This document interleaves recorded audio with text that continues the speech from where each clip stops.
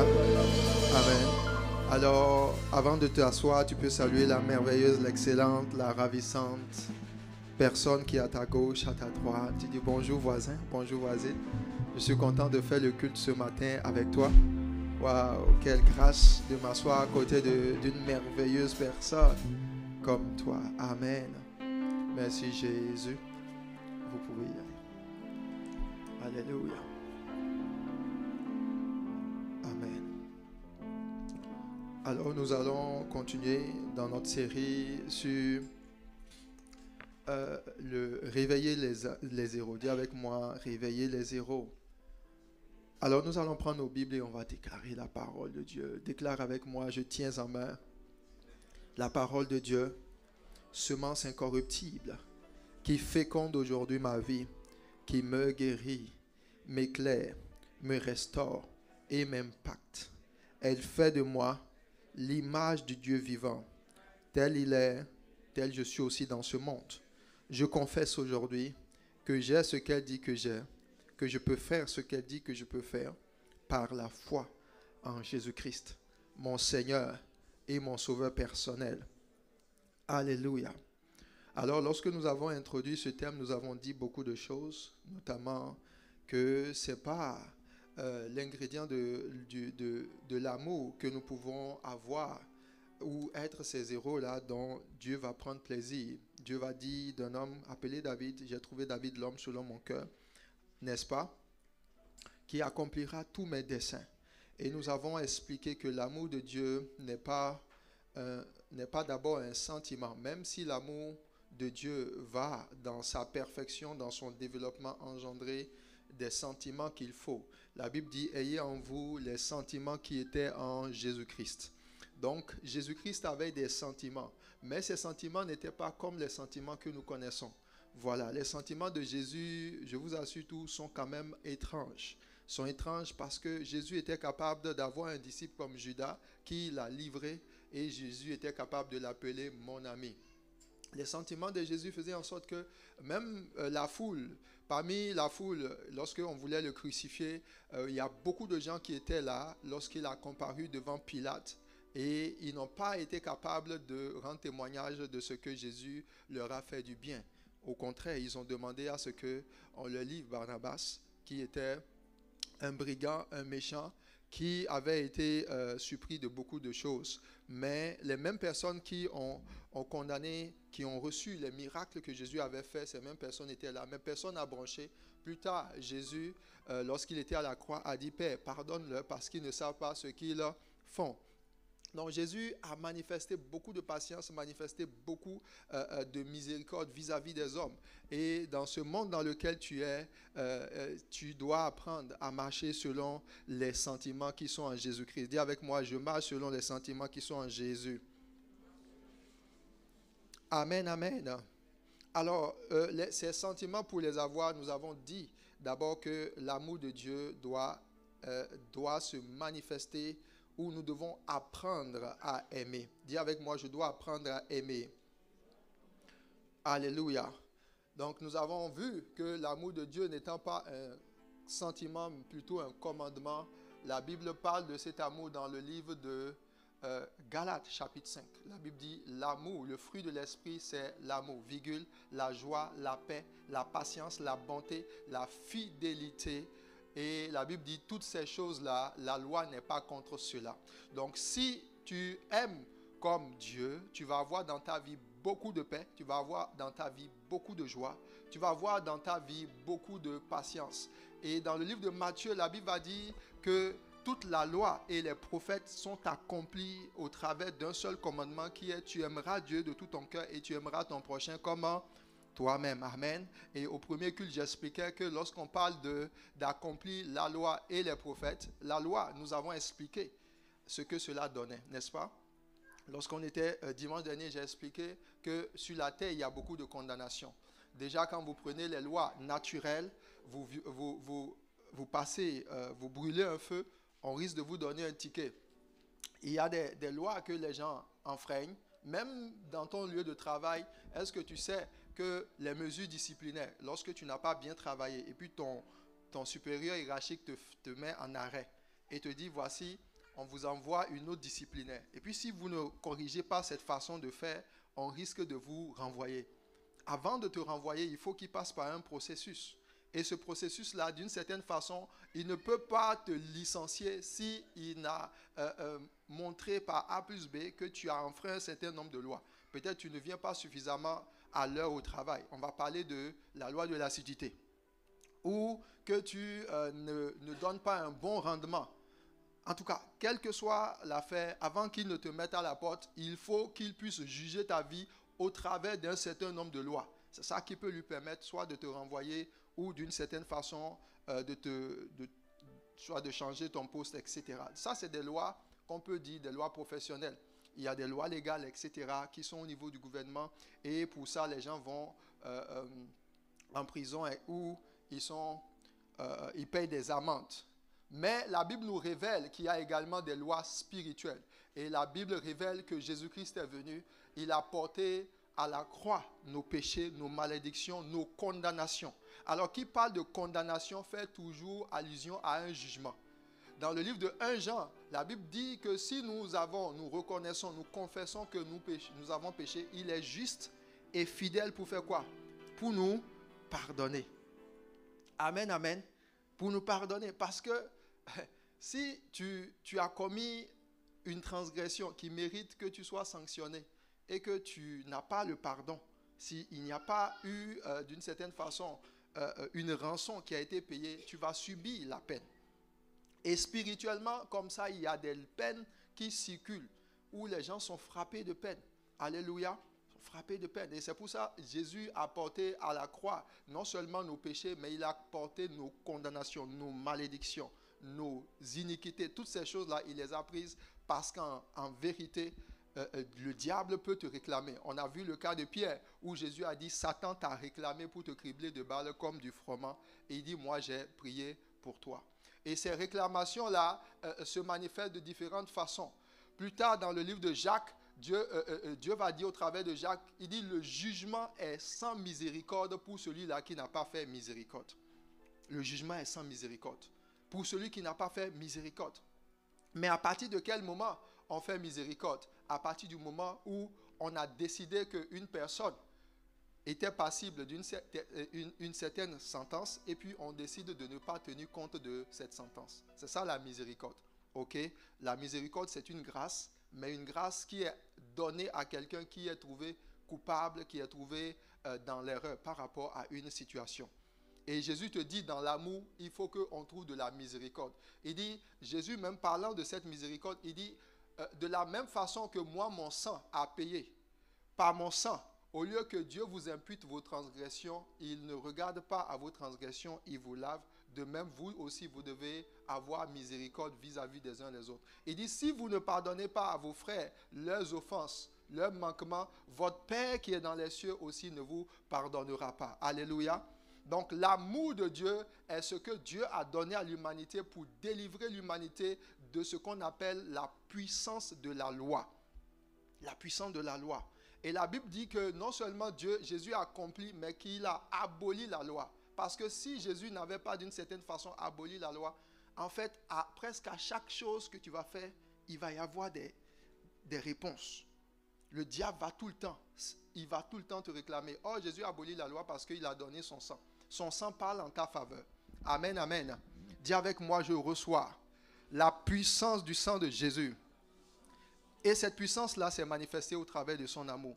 De l'autre côté, il dit, au travers de l'amour, il dit, si vous accomplissez le commandement, tu aimeras ton prochain comme toi-même. Il dit, vous allez accomplir la loi et les prophètes. De toute la loi et les prophètes. Les prophètes, ça fait allusion à tout ce qui est prophétie dans la vie. Dans ta propre vie, il y a des choses que Dieu a décidé de faire au travers de toi.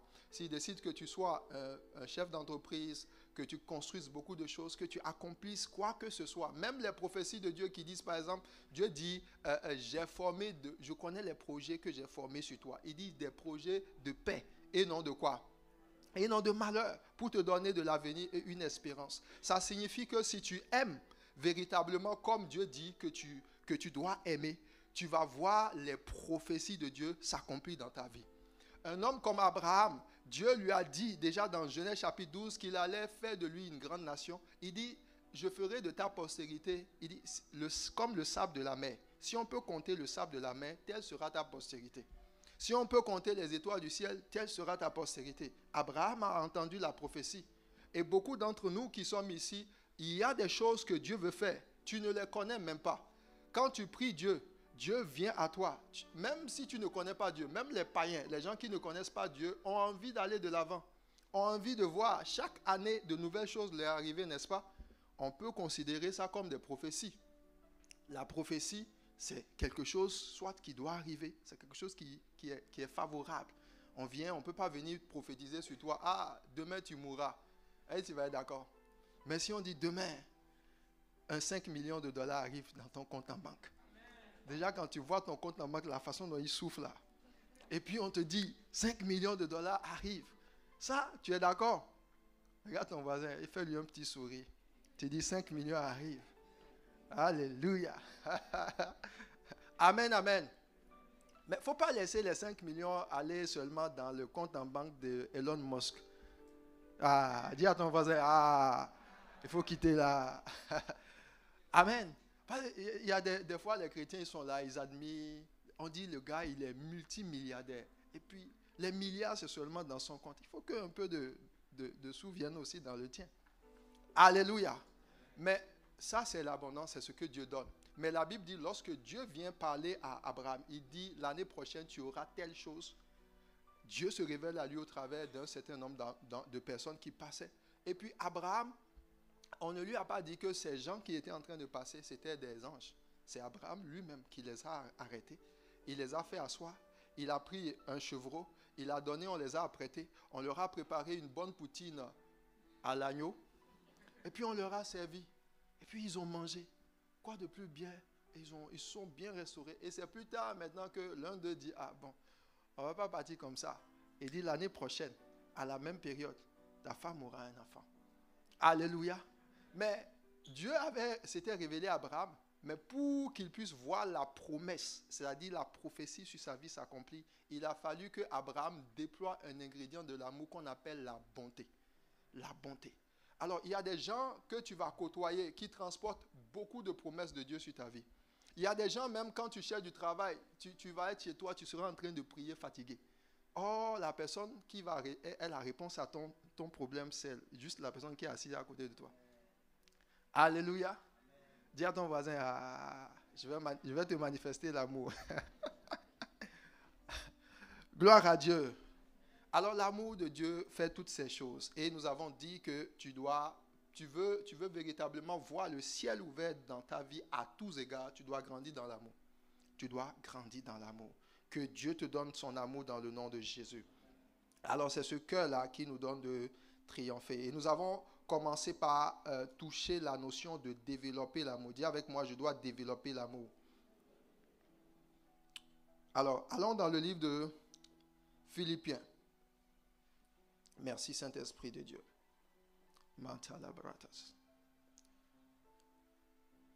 Philippiens chapitre 1, verset 9 nous dit, « Et ce que je demande dans mes prières, c'est que votre amour augmente de plus en plus en connaissance et en pleine intelligence. » Alléluia.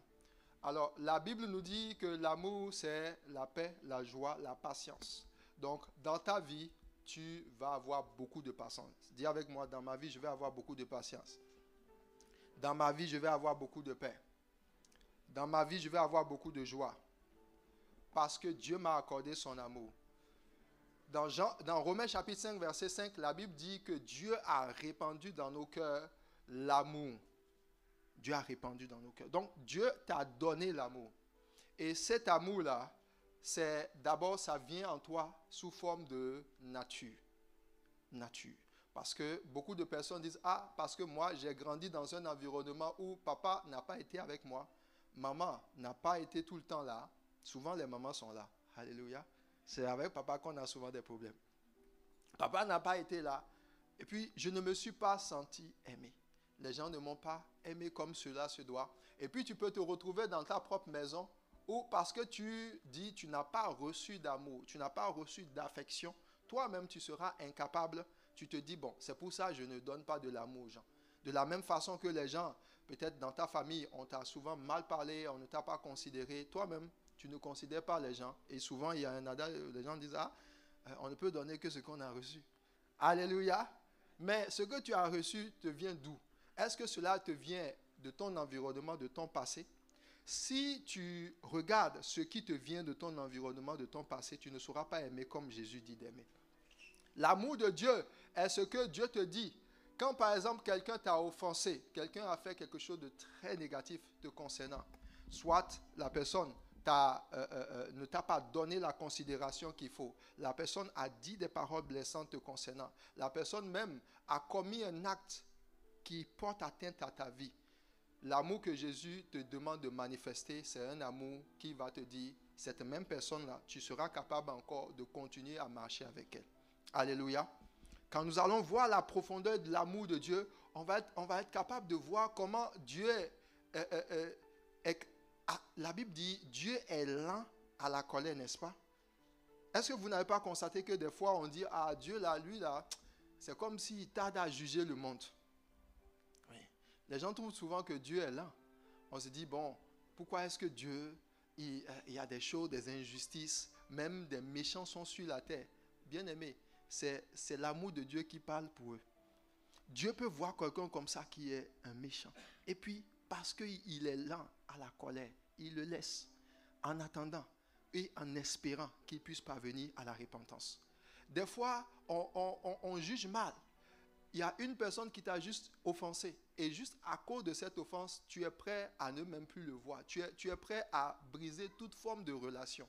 Mais si Dieu agissait ainsi vis-à-vis des hommes, est-ce que tu es sûr que toi-même qui es là, soyons francs, est-ce qu'il y a des choses que tu n'as pas eu à faire, que si Dieu devait te juger sur cette action-là, ta relation avec lui allait être rompue? Alléluia. C'est pour ça la Bible dit que l'amour supporte tout. L'amour est patiente. L'amour est plein de bonté. L'amour ne périt jamais. Mais à quel moment tu es capable de manifester cet amour? Il dit, ton amour doit augmenter. Dis avec moi, mon amour doit augmenter. Alléluia. L'amour que Dieu t'a donné, il t'a été donné non pas par sentiment, c'est d'abord une nature. La Bible dit, Dieu est amour. Dis avec moi, Dieu est amour. Alléluia. Donc, lorsque quelqu'un te fait du mal, que ce soit ton collègue de travail, il y a des gens comme ça qui rentrent à la maison et puis, à cause de l'atmosphère qui règne au travail, ils ont même envie, ça dit, tu n'es pas en joie à la maison parce qu'il y a quelqu'un dans ton lieu de travail qui te fatigue. Alléluia. La Bible dit, soyez toujours joyeux, mais la façon dont tu traites ton quotidien, ton comportement et tes interactions avec les autres amènent beaucoup de frustration dans ta vie, beaucoup d'amertume dans ta vie, parce que tu ne manifestes pas l'amour que Dieu t'a donné. L'amour que Dieu nous a donné, il dit, Dieu est amour.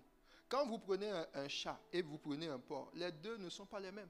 Tu prends un porc, tu le prends, tu l'amènes à l'hôtel montagnais. Tu prends une chambre, une suite et tu laves le porc. Il est beau comme ça. Tu dis, oh, poupouné.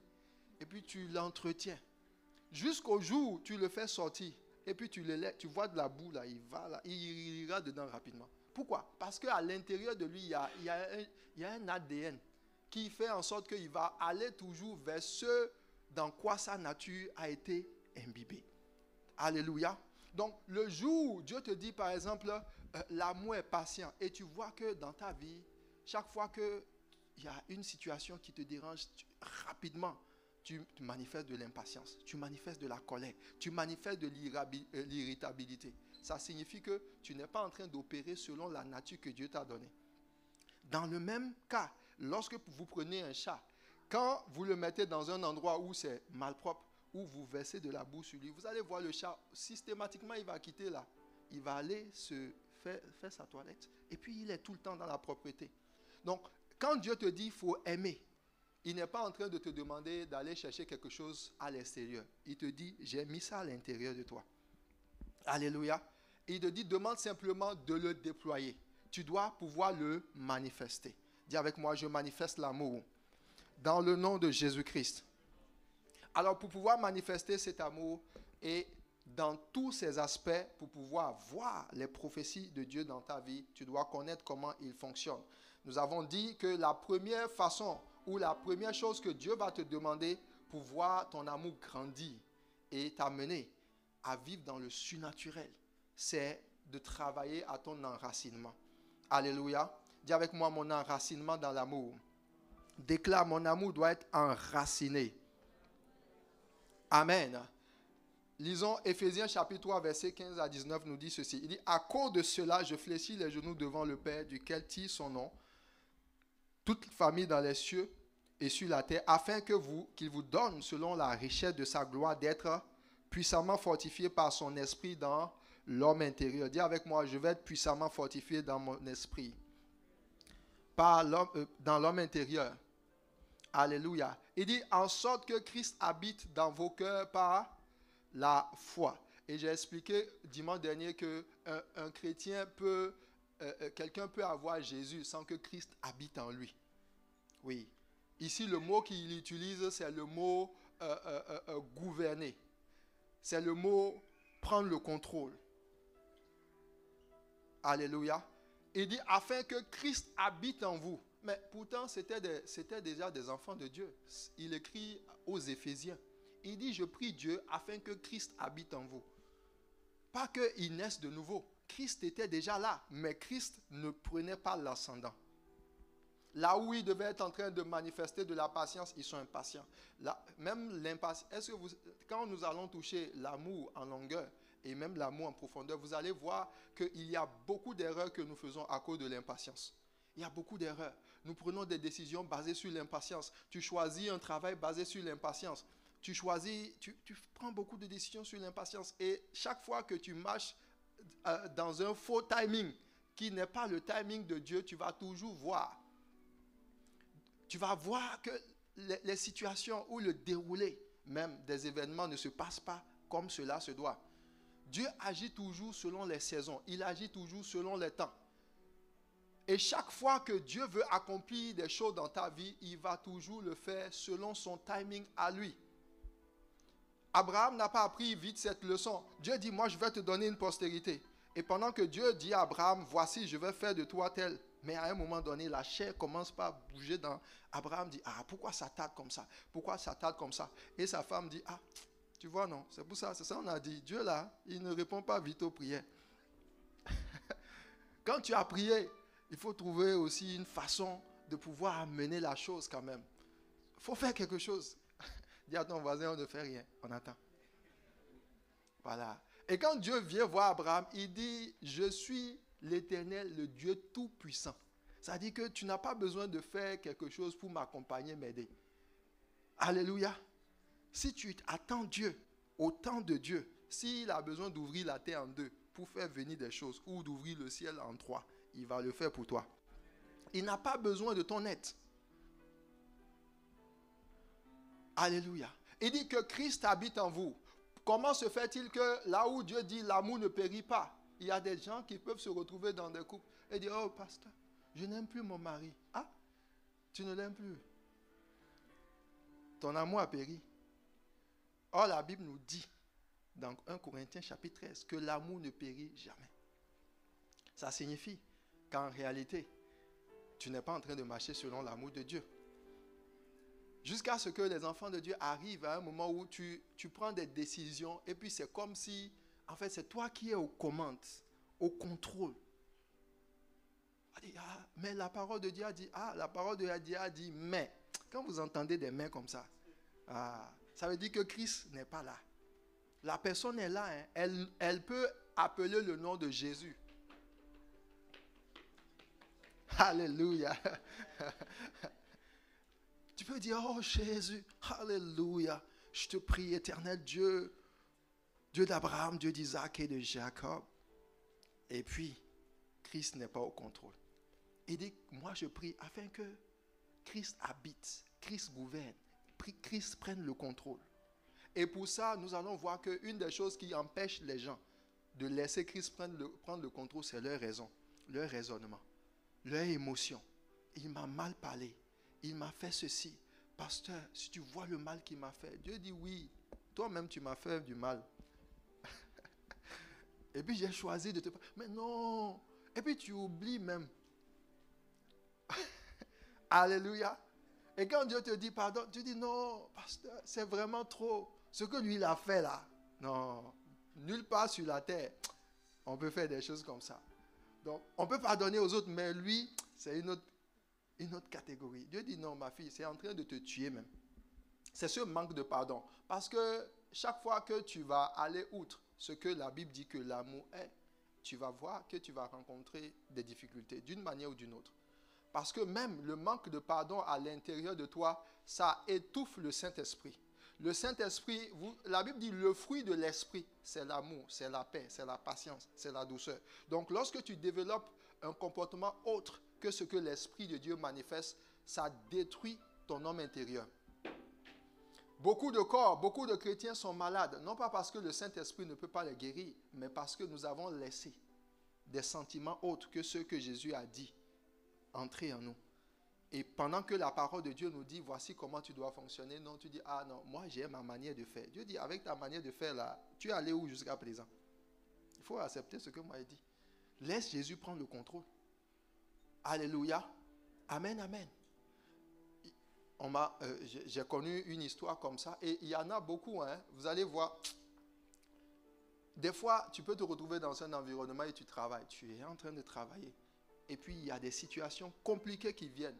Puis, l'atmosphère dans le lieu de travail devient très, très délétère. Tu n'as même pas envie de rester. Ton âme te dit qu'il faut partir.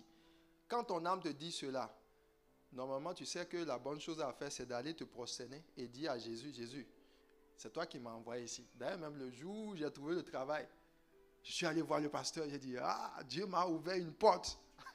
Dieu t'a ouvert une porte. Mais le moment où des accusations, on a commencé par mal te parler, c'est venu, et que ton âme a pris un coup, et tu es allé voir Jésus pour dire, Jésus, est-ce que c'est le moment de partir ou je reste? Quand tu n'as pas fait cela, il y a des fois, c'est le pasteur Mohamed qui rend ce témoignage. Il dit, un de nos frères dans l'église s'est retrouvé dans une entreprise. Et dans cette entreprise, il était, on peut dire, au niveau des techniciens. Et à un moment donné, Dieu lui a fait grâce, il est rentré un peu plus dans l'administration. Mais dans l'administration, il n'était pas forcément un gestionnaire. Et le supérieur hiérarchique, le directeur qui était sur eux, c'était quelqu'un qui a un tempérament vraiment très, très désagréable. Ça dit, il parle aux gens comme il veut, mais il ne respecte pas. En tout cas, difficile à supporter. Et pendant qu'il faisait cela, tous les collègues dans son lieu de travail, les gens se plaignaient, on parlait de lui aux pauses, en tout cas dans les coulisses. Et puis ce frère-là, il était tout le temps patient. Voilà. Et puis même quand il fait des choses que les autres ne supportent pas, lui, il était tout le temps calme, etc. Et il lui donne du travail, il le fait, et puis il était patient. Il manifestait beaucoup de patience et puis de fidélité. Quel que soit il ne donne pas des ordres qui ne soient pas conformes, mais il respectait son autorité. Il refusait de participer à ce qui se faisait dans le dos de son supérieur. Et un moment est arrivé et on devait affecter ce directeur-là dans une autre succursale. C'était une grande boîte, une multinationale.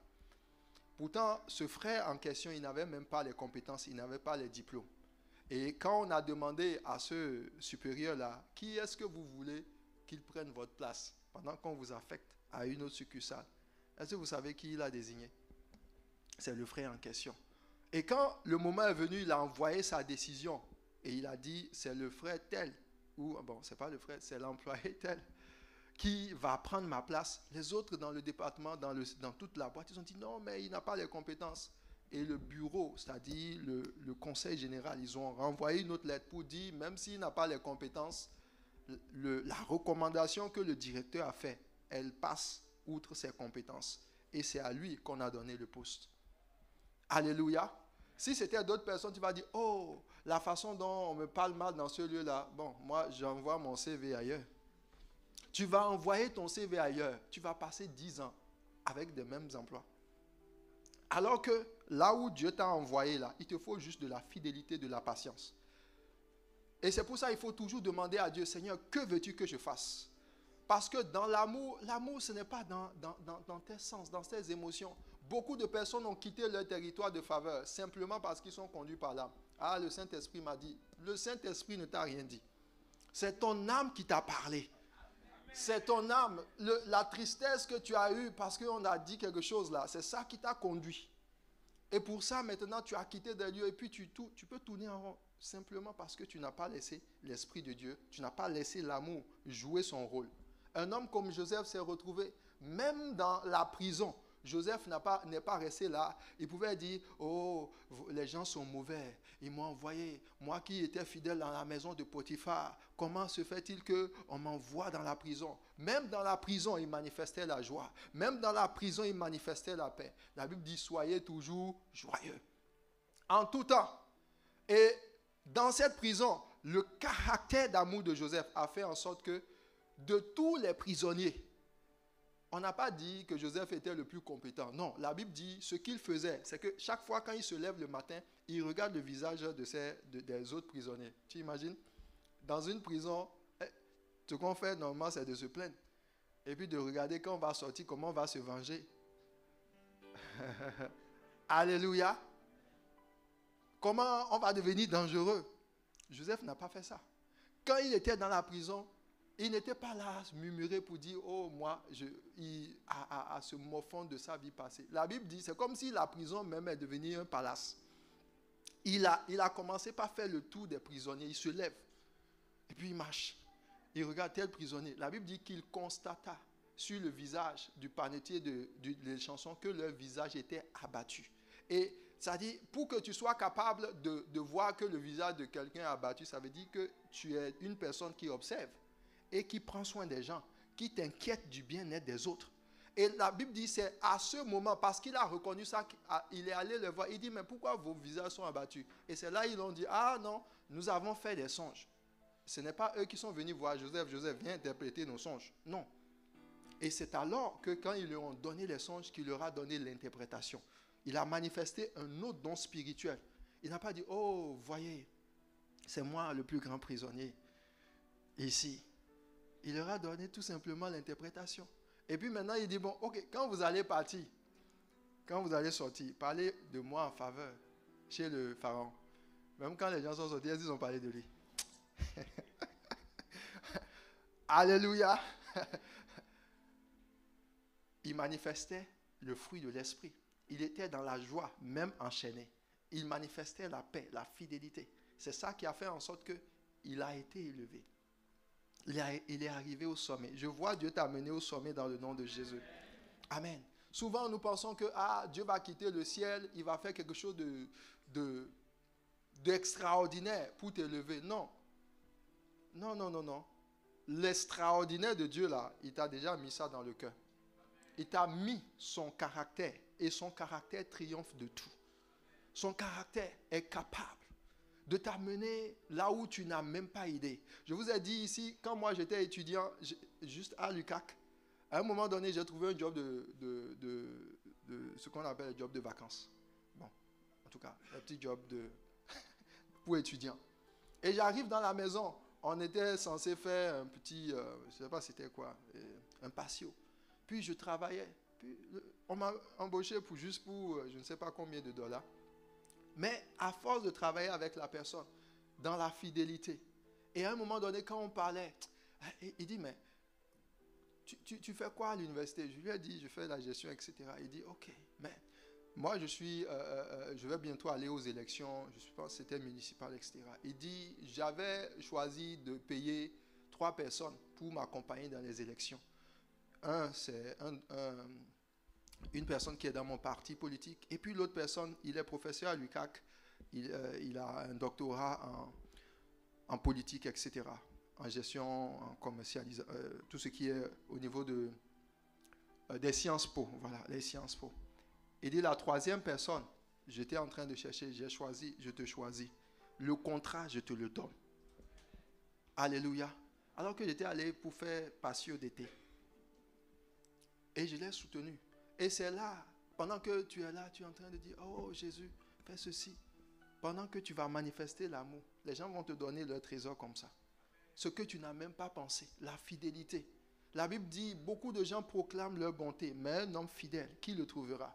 Si les hommes trouvent la fidélité en toi, je t'assure tout, il n'y a pas cet environnement, tu vas arriver où la promotion ne sera pas sur ton chemin. Tu vas commencer petit, mais la fidélité va t'amener très loin. Que Dieu te donne ce cœur-là dans le nom de Jésus. Alléluia. Amen, amen.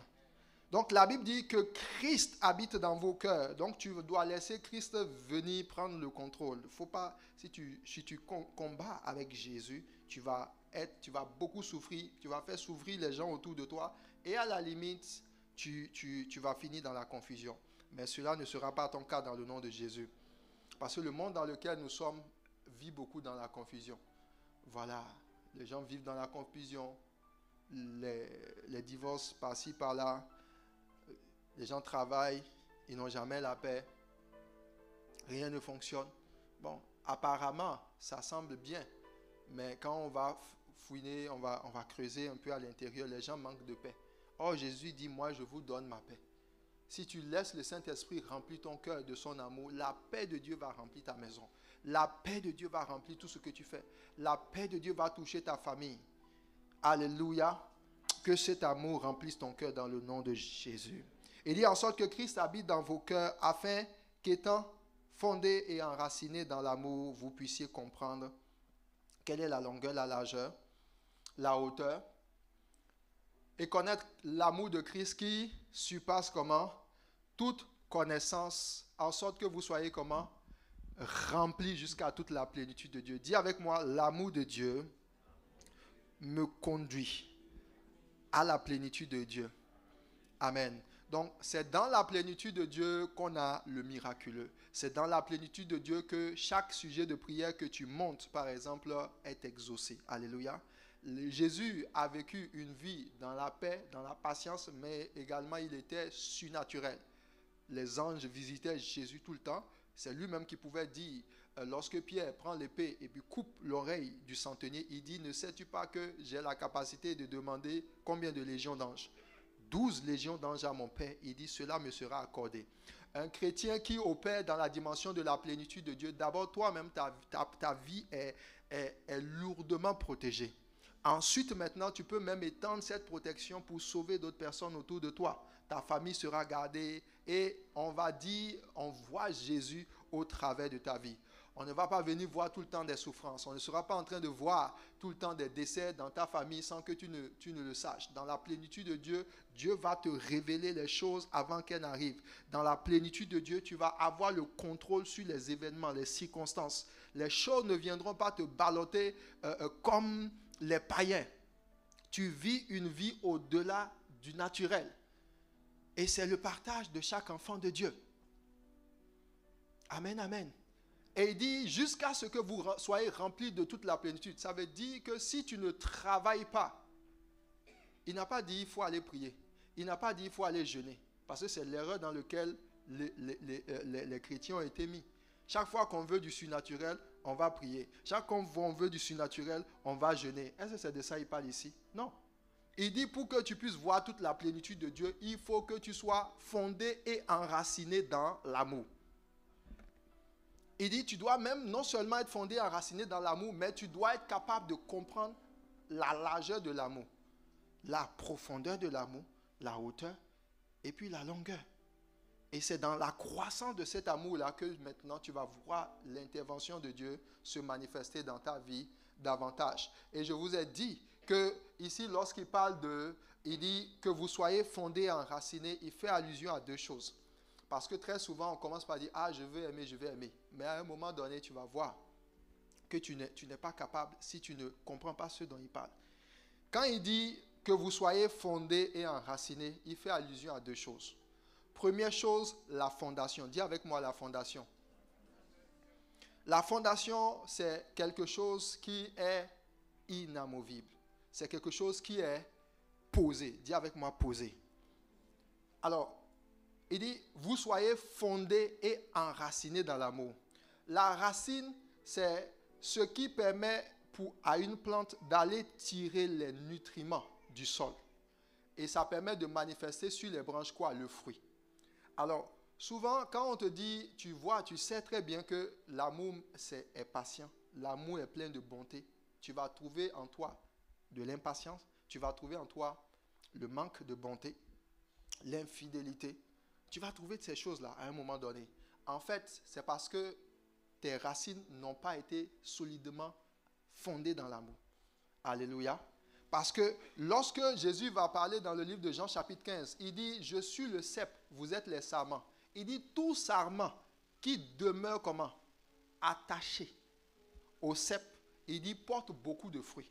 Donc, ce qui te fait porter, par exemple, le fruit de l'esprit qu'on appelle la paix, ce n'est pas parce que tu t'es concentré, tu as pris une ferme résolution. Après un culte, tu dis, ah Seigneur Jésus, vraiment, quand je regarde ma vie, il y a beaucoup de querelles, il y a beaucoup de gens avec qui je me dispute, je décide de lâcher prise.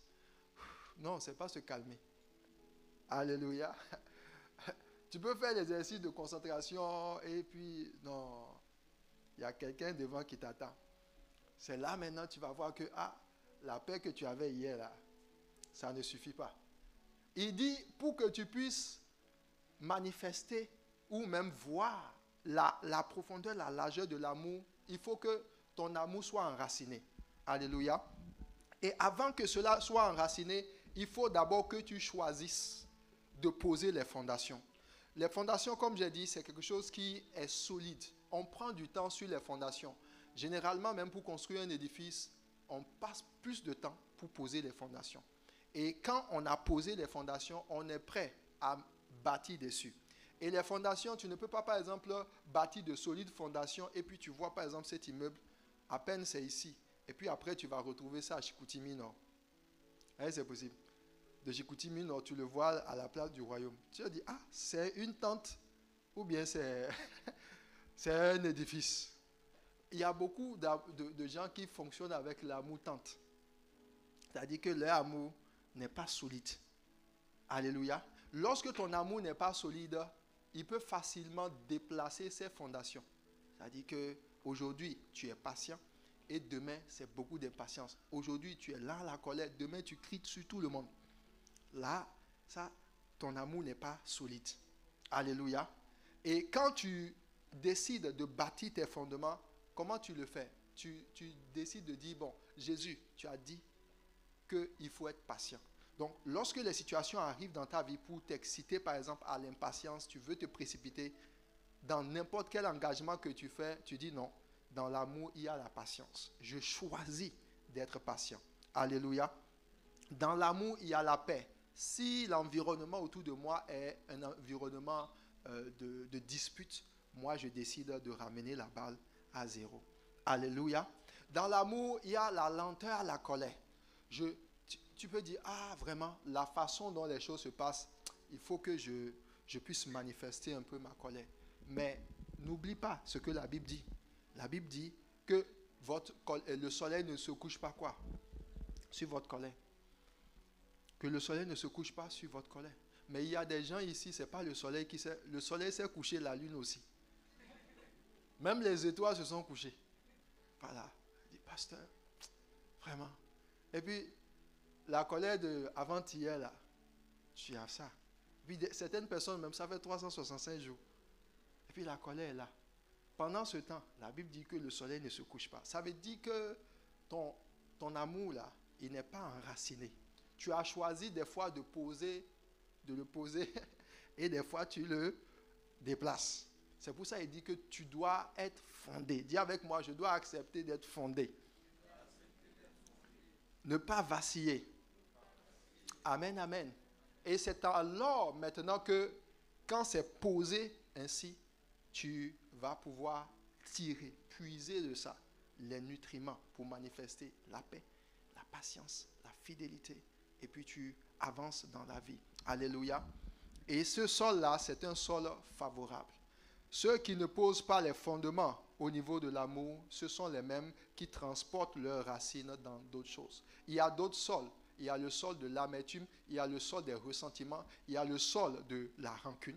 Lorsque, par exemple, quelqu'un pose ses racines dans le mépris ou les ressentiments, vous allez voir que souvent, il va se retrouver seul et puis il repense à chaque fois à ce qu'on lui a fait. Ça veut dire que ses racines sont au niveau de l'amertume. Or, à ce moment, tu vas commencer par voir les fruits. C'est pour ça, dans le livre de Hébreux, il dit, veillez à ce que nul ne se prive de la grâce de Dieu, qu'aucune racine d'amertume, poussant des rejetons, n'en infecte plusieurs. Pourquoi il parle d'infecter plusieurs? Parce que, admettons par exemple, tu viens, et puis quelqu'un, soit dans une église, ailleurs, ou même là où tu es, pendant que tu as vu ton voisin, puis tu dis, oh, c'est un bon voisin, et puis tu le salues. Plus tard, quand tu pars, tu apprends que la personne a dit du mal de toi. Alléluia. Maintenant ça, tu peux choisir de fonder ton amour, ça dit de mettre tes racines dans l'amour. Là, si tu mets tes racines dans l'amour, l'amour va te dire, il faut pardonner. Amen. Et quand tu as pardonné, tu as oublié. Et quand tu as oublié, tu es capable de faire confiance encore à ton voisin. Alléluia. Maintenant, si tu n'as pas pardonné, quand tu vas partir, tu vas revenir dans l'église et le prochain voisin qui est à côté de toi, tu le regardes. Quand tu as fini, le culte est fini, tu te dis, oh, bon, moi je suis parti. Alléluia. Pourquoi? Parce qu'en réalité, tes racines ne sont pas sur l'amour, mais ont été mises sur l'amertume. Et c'est ainsi que beaucoup de personnes même peuvent être amenées à manifester des actions, des paroles qui ne sont pas valorisantes, parler avec mépris, insulter les gens. Pourtant, il est chrétien. Et puis tu te poses la question, mais pourquoi cette personne-là agit comme ça? Elle agit comme ça simplement parce que c'est le fruit d'actions ou d'événements qu'elle a eu à vivre. Et puis au lieu d'utiliser l'amour pour traiter cela, elle ne l'a pas fait. Et puis maintenant, ça infecte d'autres personnes. Et ainsi de suite. Et Jésus dit, quand c'est ainsi, les gens sont privés de la grâce de Dieu. Que cela ne soit pas ton cas dans le nom de Jésus. Dis avec moi, je dois travailler à avoir mon fondement inébranlable sur l'amour dans le nom de Jésus-Christ et de tirer la substance de ma vie sur l'amour dans le nom de Jésus. Alléluia. Alors, quand tu apprends maintenant, tu choisis de poser des fondements et de tirer les racines, tu dois maintenant aller chercher à apprendre ce que Dieu a de meilleur. Alléluia. Dis avec moi ce que Dieu a de meilleur pour que ma vie aille de l'avant. Donc il dit que vous soyez fondés, enracinés. Alors la fondation et l'enracinement va t'amener maintenant à faire épanouir ta vie sur deux axes. Et ces deux axes, nous allons les voir très rapidement. Le premier axe où tu dois commencer par déployer l'enracinement et la fondation de ton amour, ça s'appelle l'axe de s'aimer soi-même. Amen, amen. Alors, je ne suis pas en train c'est pas ce que tu penses, genre, ah, alléluia, je suis très beau. Et puis tu es égoïste. Non. Dis avec moi, je dois m'aimer moi-même. Parce qu'il y a des gens qui ne s'aiment pas eux-mêmes. Allons dans le livre de Marc, chapitre 12, verset 31.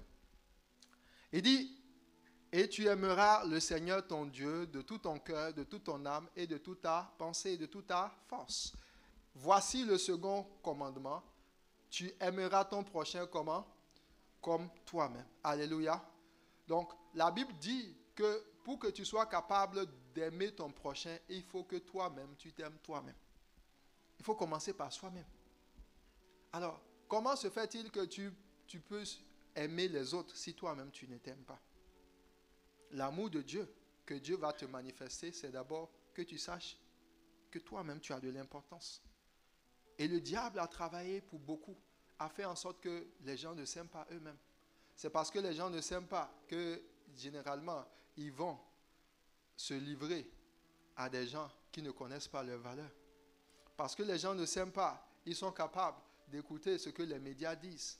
On dit, ah, voici maintenant, c'est tel type de femmes qui sont à la tendance.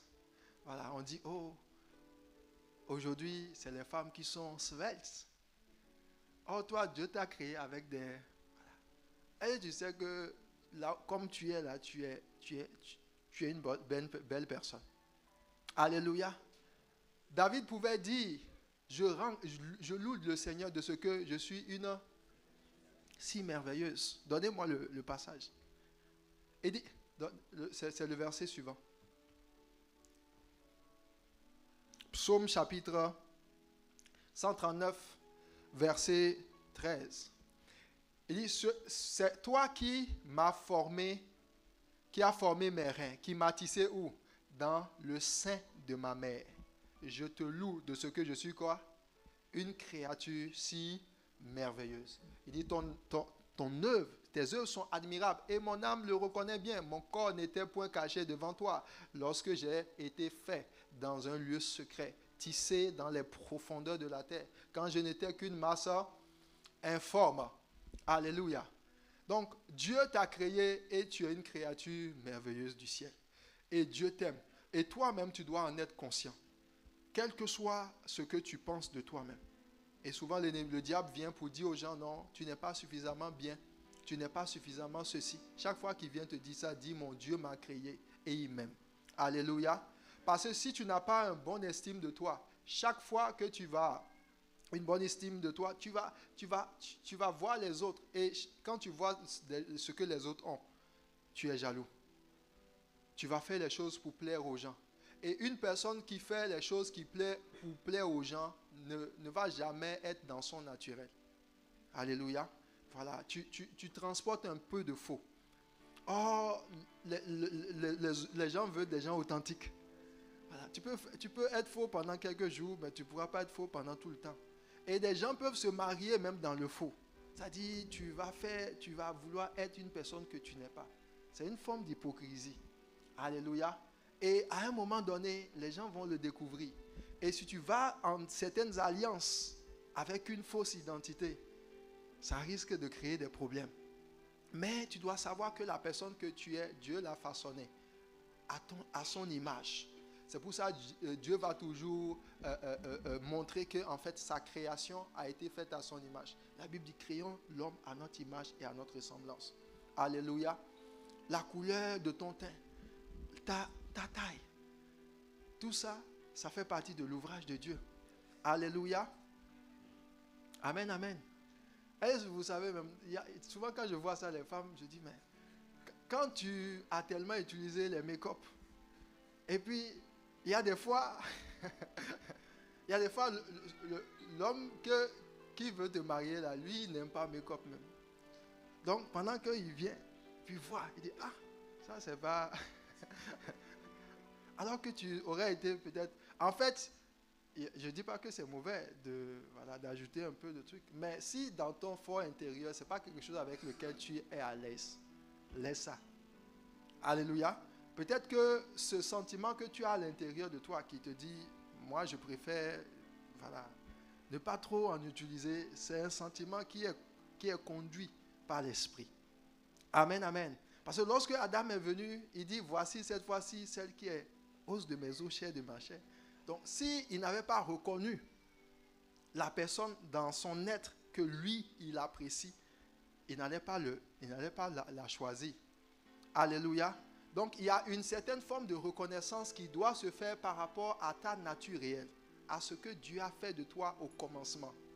Et si tu as à l'intérieur de toi des pensées qui viennent pour te dénigrer, pour te rabaisser, c'est des pensées qui ne sont pas de Dieu. Parce que si toi-même tu ne t'aimes pas, tu ne seras pas capable d'aimer les autres. C'est pour ça qu'il dit, tu aimeras ton prochain comme toi-même. Alléluia. Dis avec moi, Père Céleste, donne-moi de m'aimer moi-même.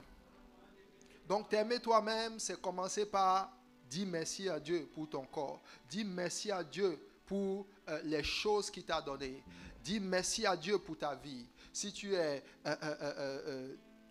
de l'argent, tu rends grâce à Dieu. Je te bénis de ce que, même lorsque je n'ai pas de l'argent, c'est aussi bien. Amen, amen. Lorsque tu as de l'argent, tu rends grâce à Dieu. Tu es dans telle famille, tu bénis Dieu. Et ça fait en sorte que ta vie va manifester l'épanouissement. Tu seras capable de recevoir n'importe quelle personne, de donner l'affection qu'il faut aux gens. Parce que toi-même à l'intérieur, tu as une bonne estime de toi-même. Alléluia. Dis avec moi, Seigneur, restaure mon estime de moi-même. Alléluia. Amen. Et ça va éviter des murmures. Voilà.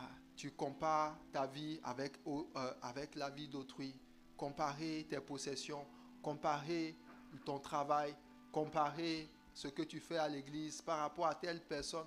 Pourtant, Dieu t'a créé unique. Alléluia.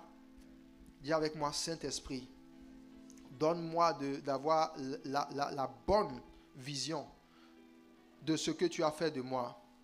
Alléluia. Regarde ton voisin et dis, voisin, tu es une créature merveilleuse. Waouh! Quelle beauté! Beauté divine. Ah! Alléluia. Amen, amen. Alors, lorsque tu vas développer ton amour pour toi-même, tu vas voir que tu vas prendre plus de confiance. Il y a beaucoup de choses qui vont commencer par évoluer. Le travail en équipe, ces choses vont prendre une nouvelle dimension. Si tu es dans un lieu où on dit, voici, c'est le moment de travailler en équipe, si tu n'as pas d'amour pour toi-même, tu risques de ne pas être à l'aise à t'exprimer. Or, c'est des choses aujourd'hui qui sont nécessaires dans le monde professionnel. Alléluia.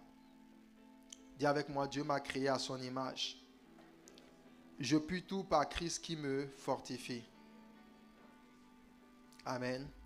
Alors, le deuxième point, ou le deuxième axe dans lequel tu dois développer l'enracinement, c'est valoriser l'autre. Dis avec moi, je dois valoriser l'autre. Valoriser la différence.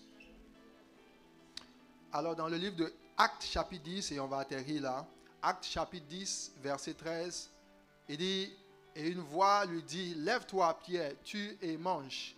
Mais Pierre dit, non Seigneur, car je n'ai jamais rien mangé de souillé ni d'impur.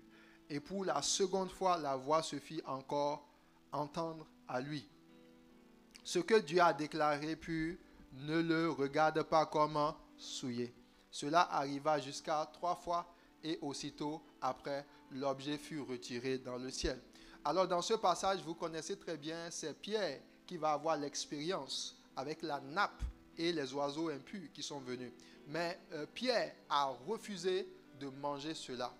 Et Dieu dit, non, si toi, dans ta conception, tu refuses de manger ça, moi, je déclare maintenant que c'est pur. Donc, si j'ai déclaré que c'est pur, tu dois changer ta manière de voir les choses.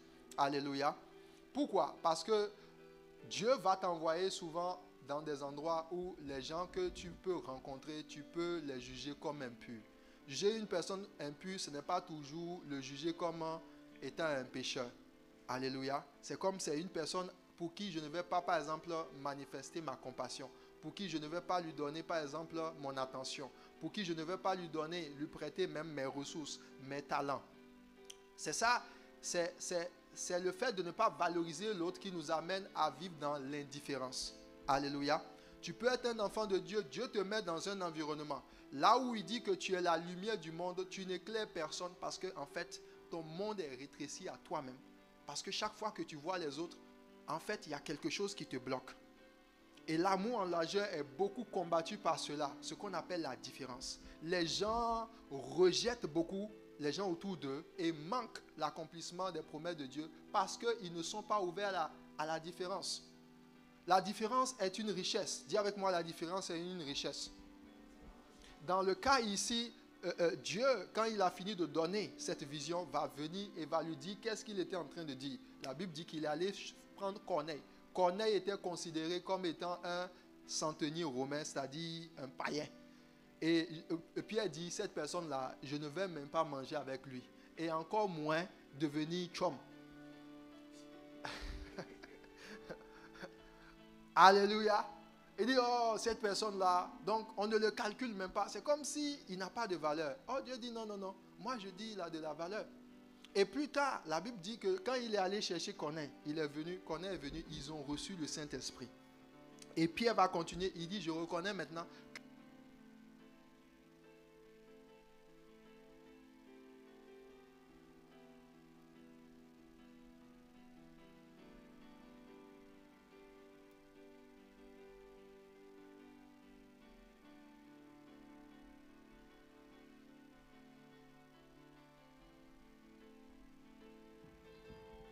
Alléluia.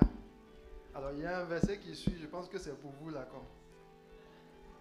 Amen. Amen, amen. Ils sont bénis dans le nom de Jésus. Il dit, je reconnais maintenant que Dieu ne fait exception des personnes. Alors, pourquoi est-ce que tu dois faire attention? Parce que très souvent, nous ignorons les gens autour de nous. Amen. Nous ignorons les gens, on les multiplie par zéro. Parce que nous, on regarde nos vies et on se dit, oh non, on est bien. Voilà, moi, je suis ceci, je suis cela. Mais souvenez-vous que Jésus même a utilisé quelqu'un qu'on aurait dit, oh, cette personne-là est de rien. Quand vous prenez par exemple le centenier à qui Jésus a dit, dans tout Israël, je n'ai jamais vu une personne avec autant de foi. C'était le centenier, n'est-ce pas? Jésus a loué le centenier pour nous enseigner. Ses disciples même n'avaient pas de la foi comme le centenier. Et Jésus a loué le centenier. Ça veut dire que tu peux te retrouver dans un environnement, la personne que tu vas voir même, il ne connaît même pas Jésus. Mais il y a quelque chose que Dieu va t'enseigner au travers de sa vie. Il ne faut pas le multiplier par zéro. Il y a des fois, tu vas te retrouver dans des endroits où la personne même, c'est lui qui va ouvrir. Il va te donner un marché peut-être de 1 milliard. Qui sait? Tu es dans le domaine de l'entrepreneuriat où tu ne sais même pas entreprendre. Dieu va mettre des païens autour de toi, des gens.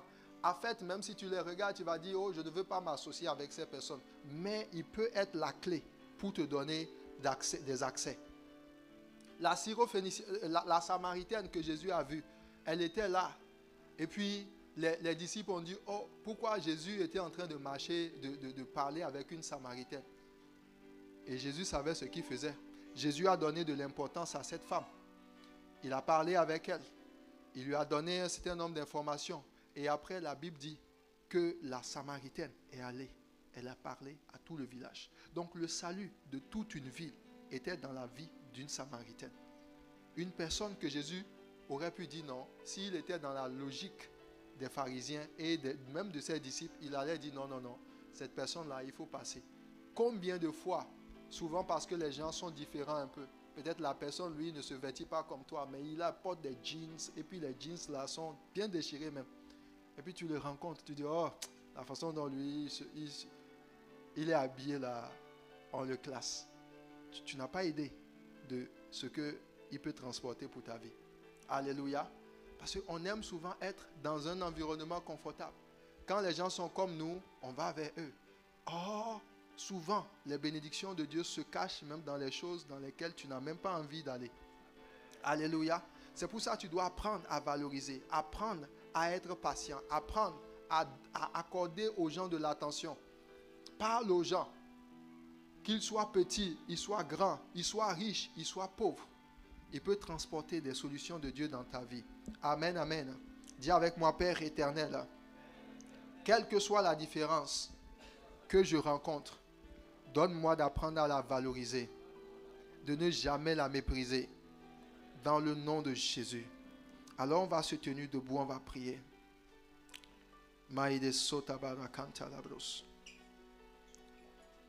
Alors élève ta voix et dis au Seigneur de remplir ton cœur de son amour. Et pendant que tu fais cette prière, tu vas lui dire de t'aider à ce que les racines de ton cœur soient fondées sur l'amour. Afin que chaque fois que tu te retrouveras dans une situation, que ton réflexe soit de manifester des paroles, des attitudes, des comportements qui ne sont pas basés sur tes pensées, sur tes émotions, mais qui sont basés sur l'amour de Christ. Pendant que la Bible nous dit dans le livre de Romains chapitre 5, que Dieu a répandu dans nos cœurs l'amour de son Fils.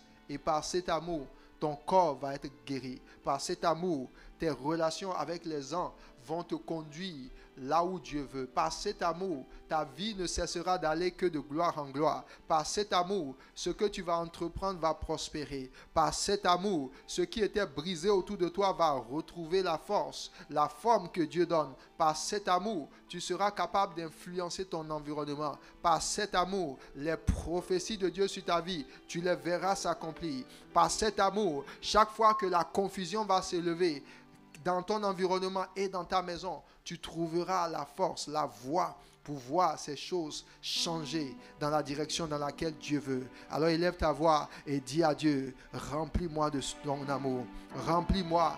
Et si dans ton cœur tu vois qu'il y a quelqu'un avec qui tu as des challenges, des difficultés, où ta vie est bloquée, la situation est comme bloquée par rapport à cette personne, bien-aimé, ce message est là pour te donner de changer de cap. Ce message vient pour te montrer la voie que tu dois suivre. Tu peux dire c'est lui qui a tort, c'est elle qui n'a pas bien fait, c'est eux qui sont le problème.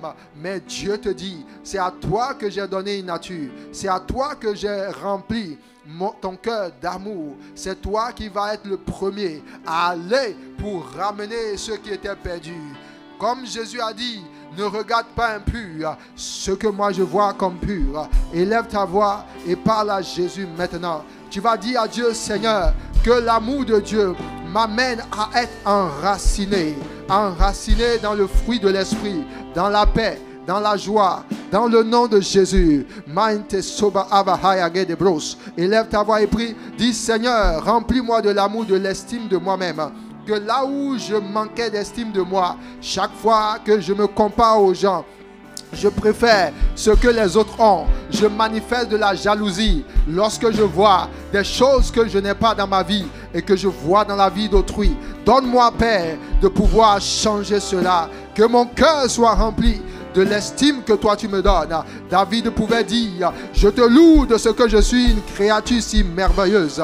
Ta vie ne peut pas aller de l'avant si chaque fois que tu te vois, tu te compares aux gens, tu te compares, tu trouves toujours des choses que tu n'as pas et ça t'amène à avoir de la rancune, de l'amertume et tu condamnes les gens sans le dire, tu condamnes la vie. Tu dois dire aujourd'hui, Seigneur, ta parole m'a révélé que ton amour pour moi a été si grand que tu m'as donné. Tu as mis en moi, oui, cet amour puissant. Et tu m'as créé comme une belle créature. Ma vie ne peut stagner. Ma vie ne peut demeurer la même. Ma vie ne peut demeurer dans l'abaissement. Je refuse de laisser la confusion, de laisser l'anxiété, de laisser l'amertume, de laisser la culpabilité. Je refuse de laisser la tristesse venir m'abattre parce que l'amour que tu m'as donné me donne de pouvoir être toujours dans la joie. L'amour que tu m'as donné me donne de pouvoir toujours me réjouir. Paul pouvait dire, réjouissez-vous toujours. Je vous le répète, réjouissez-vous. Pourquoi ne te réjouis-tu pas? Pourquoi ne te réjouis pas? Alors que Dieu a dit, réjouis-toi toujours. À l'intérieur de toi, il y a une puissance. À l'intérieur de toi, il y a un dynamis. À l'intérieur de toi, il y a quelque chose que Dieu a mis qui te donne de pouvoir surmonter les circonstances et aller au-delà des adversités. Cela t'a donné la victoire. Cet amour te fera aller au bon endroit. Cet amour te fera parler de la bonne façon aux gens qui t'entourent. Cet amour te fera surmonter toute forme de défi. Cet amour te donnera de conquérir et de posséder le territoire dans lequel ton Père t'a envoyé. Mayanda labroske bahanda lebrais. Limbrando brandis e prondos mayanda edigaitis. Labrandis opahala gede bros mayanda edihat. Solabara kata mayanda ha. Leketele menelebelebe. Lina los que branda se edivaide regalabos. Ah Jésus, mets la main sur ton cœur. Et tu vas faire une prière du fond de ton cœur. Et tu connais ton cœur. Tu sais là où tu as souvent manqué. Tu sais ce qui combat ta vie maintenant. Est-ce une personne qui te fatigue? Est-ce une situation qui te rend triste? Est-ce ta propre vie qui est pour toi confuse? Est-ce des choses que tu as manquées autour de toi? Est-ce que tu as des blocages à cause de la façon dont tu te vois toi-même? Est-ce que tu as du mal à interagir avec les gens autour de toi? Est-ce que tu fermes la porte aux gens? Est-ce que les gens trouvent en toi Christ manifeste? Ou est-ce que tu vis à la façon de ce monde où les gens sont renfermés sur eux-mêmes, où les gens ne manifestent de l'intérêt que lorsque ils ressentent et ils voient une certaine forme d'intérêt? Ou est-ce que tu es cette personne qui Révèle le Christ dans son quotidien. Alors tu vas demander au Saint-Esprit. Tu vas dire, Seigneur, c'est toi qui répands l'amour. Là où j'ai laissé l'amour mourir, l'amour étouffé, ranime-le à l'intérieur de moi. Pendant que tu vas faire cette prière, s'il y a une maladie à l'intérieur de toi qui est venue au travers d'une amertume, d'un manque d'amour, cette maladie la part dans le nom de Jésus. Hypertension, diabète, toute forme de cancer programmée dans ton corps meurt maintenant dans le nom de Jésus. Je déclare que tout esprit qui est venu combattre ta destinée et qui a créé en toi un complexe pour t'amener à perdre, je déclare qu'il s'éloigne de toi dans le nom de Jésus. Maintenant, l'amour de Dieu guérit ton âme de toute blessure intérieure. Là où tu attendais que les gens puissent manifester à toi de l'attention, ils ne l'ont pas fait. Depuis lors, toi tu es indifférent parce que tu dis, les hommes, on peut leur donner de l'attention, mais ils sont égoïstes. Dieu dit, ma fille, ce n'est pas aux gens de te donner. Ce que je t'ai donné suffit pour accorder à tout homme sur cette terre, et tu en auras encore. Ce que moi j'ai répandu dans ton cœur est capable de te donner d'aimer ta famille, te donner d'aimer toutes les personnes dans ton département.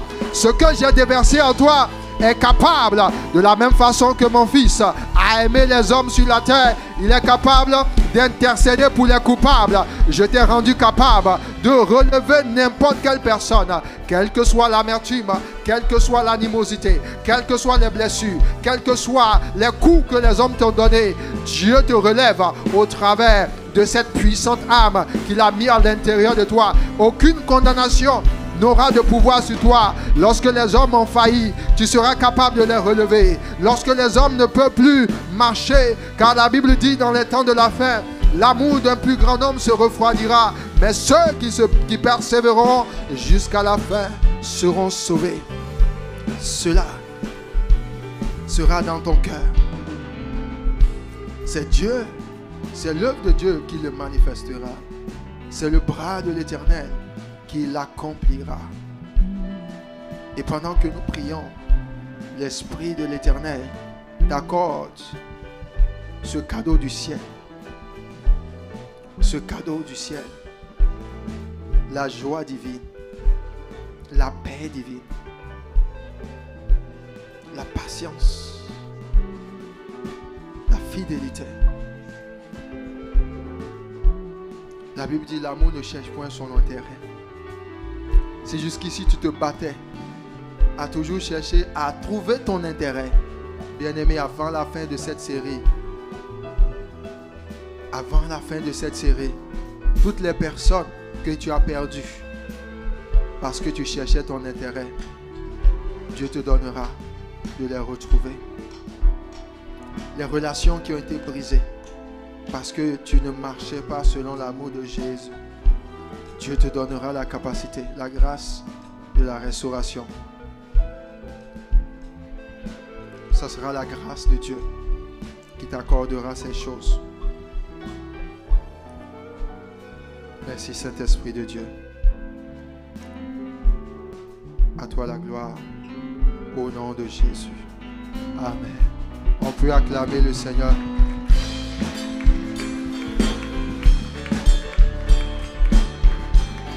Alléluia. Alléluia.